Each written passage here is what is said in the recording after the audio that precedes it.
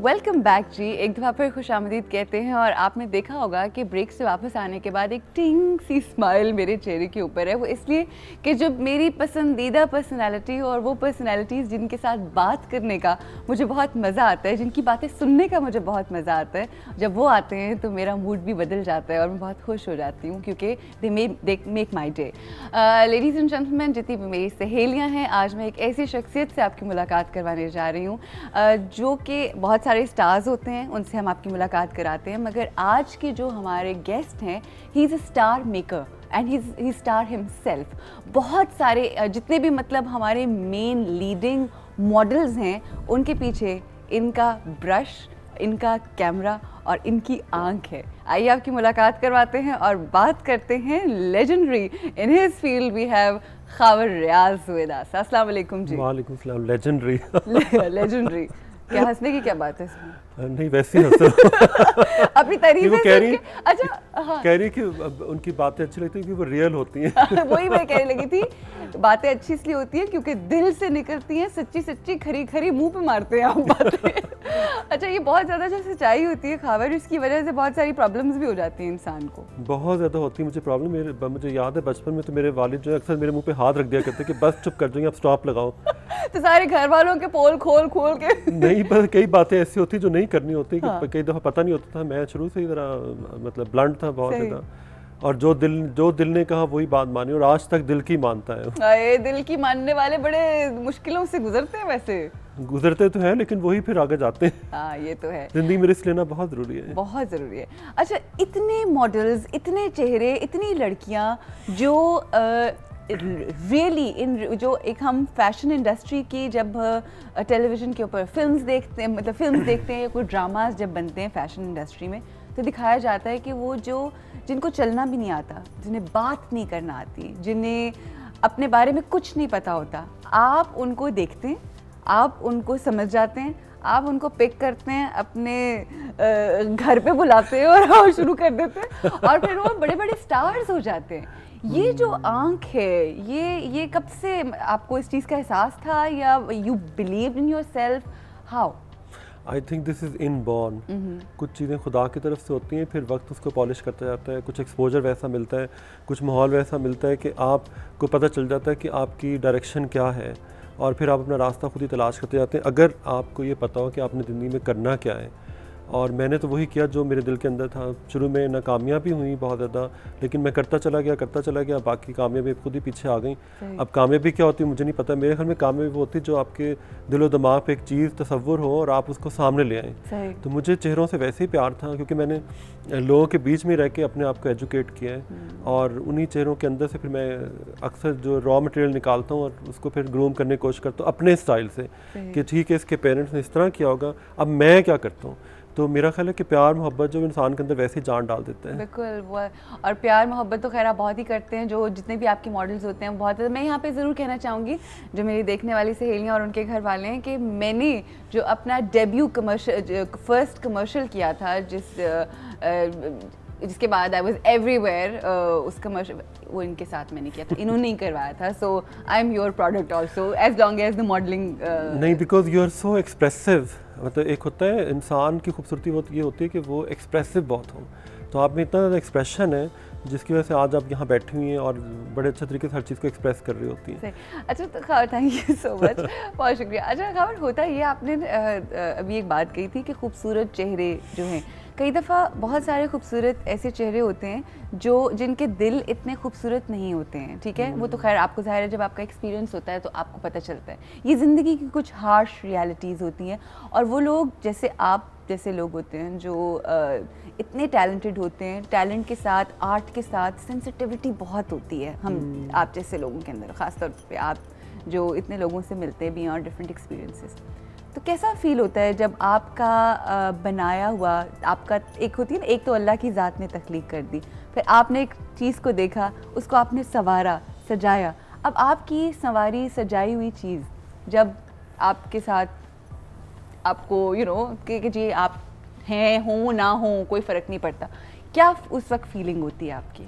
पहले होती थी, अब नहीं होती, क्योंकि जाने वाला बेसिकली अपना ही नुकसान करता है, क्योंकि वो अपने आप को नहीं समझ पाता जितना मैं उसको समझ रहा होता हूँ, कि मैं उसके लिए प्लान कर रहा होता हूँ, उसका फ्यूचर डिज़ाइन कर रहा होता हूँ कि इसको इस तरह से चलेगा तो ये यहाँ तक पहुँचेंगे, और अगर नहीं ये सोचेंगे तो ऐसे होंगे। और उनको उनके तसव्वुर में कुछ और चीज़ होती है जो कि आगे जाके 3-4 साल बाद ठोकरे खाने के बाद समझ में आता है कि नहीं, वो जो बंदा है वो सही कह रहा था, मुझे ऐसे करना चाहिए था, पर उस वक्त तक मैं आगे निकल चुका होता हूँ। नहीं तो ऐसा होता है कि फिर लोग आपके पास वापस आते हैं तो आप उन्हें माफ़ कर देते हैं, आप कहते हैं चले जाओ यहाँ से? नहीं, माफ़ करने की बात नहीं, मैं तो उस तरह सोचता भी नहीं, मैं तो बहुत ज़्यादा कमर्शियल हो गया हूँ। मैं तो ये देख रहा होता हूँ कि अगर किसी में टैलेंट है वो काम करे, बाकी उसकी ज़ात के अंदर क्या है वो मुझे लेना देने, जब तक कि मुझसे कोई पूछे ना। सही।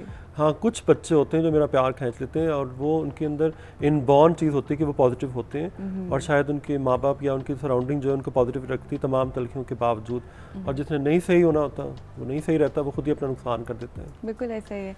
अच्छा, आज जो हमारी फैशन इंडस्ट्री, अभी हम लोग म्यूज़िक इंडस्ट्री के हवाले से बात कर रहे थे, हमारी इंडस्ट्री जो है वो तमाम इंडस्ट्रीज़ को बहुत इफ़ेक्ट हुआ है जब से ये हमारे हालात जो हैं मुल्क के बड़े अजीब से हुए।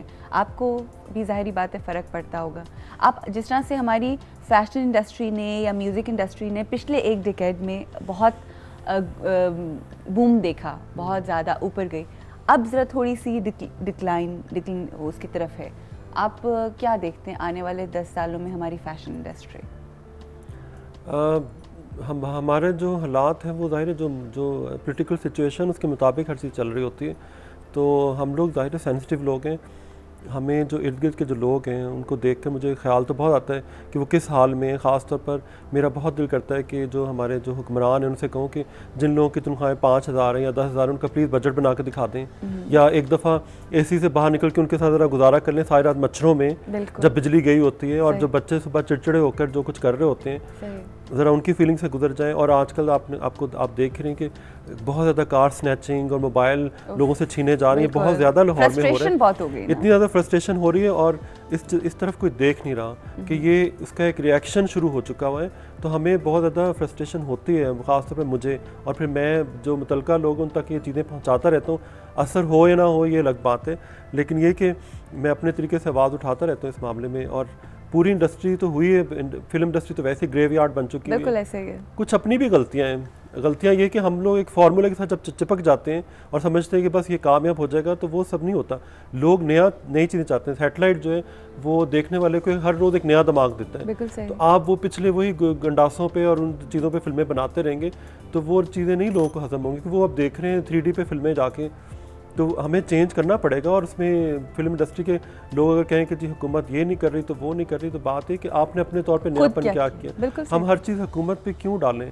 क्यों ना हम खुद ही उठ के गलियों में जाकर झाड़ू देना शुरू कर दें? बिल्कुल बिल्कुल, ये वही बात है कि जब तक आप खुद अपनी मदद नहीं करेंगे, बिल्कुल। हमारे यहाँ ये होता है कि हम एहतजाज भी अगर कर रहे होते हैं ना, तो हम अपनी चीज़ों को खराब कर रहे होते हैं, अपने लोगों को मार रहे होते हैं। हम जैसे होते हैं वैसे हुक्मरान हमारे ऊपर आ जाते हैं। एब्सोल्युटली एब्सोल्युटली, ये हमारा किरदार शो हो रहा होता है। Simple is that. हमें अपनी गुनाहों की सज़ा मिल रही, सीधी सी बात है।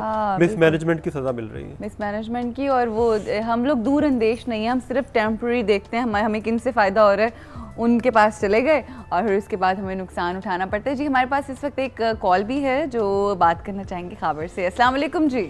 वालेकुम अस्सलाम मैम, कैसी हैं आप? मैं बिल्कुल ठीक हूँ। परी पैकर नाम है आपका? जी। इसका क्या मतलब है? बड़ा खूबसूरत नाम है। नाम तो मतलब तो खुद ही ढूंढ रहा हूँ, लेकिन मुझे पता नहीं क्या है। प्लीज आपको अगर मतलब पता चले तो मुझे बता दीजिए। सॉरी, मतलब मुझे नहीं पता, लेकिन नाम अच्छा नाम, आपको अपने नाम का मतलब ही नहीं पता? सॉरी, कभी सर्च ही नहीं किया। आज मैंने चेक नहीं किया। आप जरा करके नेक्स्ट टाइम जब कॉल कीजिएगा तो जरूर बताइएगा। और टेलीविजन की आवाज़ आहिस्ता करें। खबर हमारे साथ हैं, क्या पूछेंगे? मैंने हमको पूछना है कि ओहो कि मुझे परी पैकर बना दे। परी पैकर बना दे। अच्छा, वैसे कितनी हैरत की बात है, आपका नाम होता है और आपको पता ही नहीं होता कि आपके नाम का मतलब क्या। I think it's very very strange. अच्छा, आप आई थिंक वैसे खबर वैसे कोई कहता होगा परी पैकर। हो सकता है, प्यार से कह रहे हो। लेकिन आपका नाम का क्या मतलब है पता है आपको? सूरज। सूरज, वेरी नाइस। अच्छा, खबर ज़िंदगी के अंदर आपने कहा ना कि जैसे जैसे वक्त गुजरता है तो चेंजेस आती रहती हैं, ठीक है? आपके काम में जो जब से आपने शुरू किया काम, क्या चेंजेस आई हैं आपके सेटअप में? मैं चाहूँगी, मुझे पता है बहुत सारा देखने में भी बदल जाती हैं चीज़ें, मगर आप बताएं कि आपको क्या चेंज लगता है? जब से काम शुरू किया? आई थिंक मैं कोई फैशन तो हूँ नहीं जो चेंज हो, इर्द गिर्द का जो माहौल है वही उसी की बात कर रही हूँ। नहीं मगर एक स्टाइल वो बहुत चेंज हुआ है, मतलब हर चीज़ चेंज होती गई है, जो मेरे दिमाग से निकलते हैं मैं वहीं पे खड़ा उसी हुलिये में। लेकिन ये कि इर्द गिर्द का एनवायरनमेंट मैंने बहुत चेंज किया है, क्योंकि मैं ये समझता हूँ कि अपनी लाइफ को आप स्टाइलाइज करते जाएँ तो लाइफ आपको और बूम देती है और अच्छी गुजरती है। आप विजुअली चीज़ों को इतना अपीलिंग कर दें कि आपको तन्हाई का मसला ना हो। तो मुझे फिर इस तरह से तन्हाई का एहसास नहीं होता, क्योंकि मैं अनमैरिड हूँ और उससे फिर ये होता है कि मुझे अपने इर्द गिर्द हर रोज़ नए लोग देखने होते हैं, नए चेहरे देखने होते हैं, नई साइकोलॉजी देखनी होती है, नए मसाइल अपने सामने खड़े करने होते हैं, क्योंकि जब आप मसाइल हल करते हैं तो उन्हीं से खुशी ढूंढते हैं। और जिस इंसान के लिए मसले नहीं है तो वो फिर समझ लें कि लिविंग डेड है। तो ये चीज़ें बहुत ज़रूरी है और आई एम बेसिकली चेंज हॉलिक। तो मैं अपने इर्द गिर्द के एनवायरनमेंट चेंज करते करते यहाँ तक पहुँच गया हूँ कि मुझे अब लोग यहाँ तक कहने लगे कि आप हमारे घर का इंटीरियर भी करें, और मैंने अपने पूरे घर का हर वक्त इंटीरियर चेंज करते रहता हूँ और मेरे घर में एक ऑन गोइंग कंस्ट्रक्शन चलती रहती है। और रिसेंटली आपने अपने घर का जो इंटीरियर किया है, सुना है कि it is just mind blowing, it's beautiful. तो ये जब मैं आपसे बात करी तो आपने मुझे बताया कि बेसिकली मैं यही करना चाहता था। तो करना आप इंटीरियर चाहते थे, आप आज आ गए आप फैशन इंडस्ट्री में, ये तो हमने कभी सुना भी नहीं आपसे पहले। तो ये कैसे हुआ? बचपन के कुछ असरात होते हैं। जब हमारी जो अम्मी थी वो बहुत रोमांटिक तबीयत की खातून थी। और उनका आप हैं रोमांटिक? हाँ जी, रोमांस ये नहीं होता कि आप किसी के साथ करें, नेचर के साथ एक रोमांस होता है, अपने माहौल के साथ होता है, खूबसूरती के साथ होता है। हम लोग जब सुबह कई दफ़ा उठते थे तो पूरे कमरों के हुलिये चेंज हो जाते थे, सेटिंग चेंज हो जाती थी। एक हफ्ते बाद उठे तो फिर सेटिंग चेंज हो गई, और वो सुबह उठ के सब चेंज करके फिर सो जाती थी। तो वो असर मेरे ऊपर हो जाता था। मेरे एक दोस्त का फ्लैट था और मैंने उसे कहा कि 2 कमरे थे, मैंने कहा उसको पूरा वाइट वॉश करवा दो, बेशक नीचे गद्दियाँ रख लो पर अच्छा से शैंडलियर लगा लो ऊपर, और उससे देखना तो कमरा कितना जबरदस्त लगेगा। बिल्कुल सही, कम चीजें हो मगर सुथरी हो। लेकिन मैंने इस दफ़ा ये किया कि पहले तो मेरी बहुत नीट क्लीन लुक थी,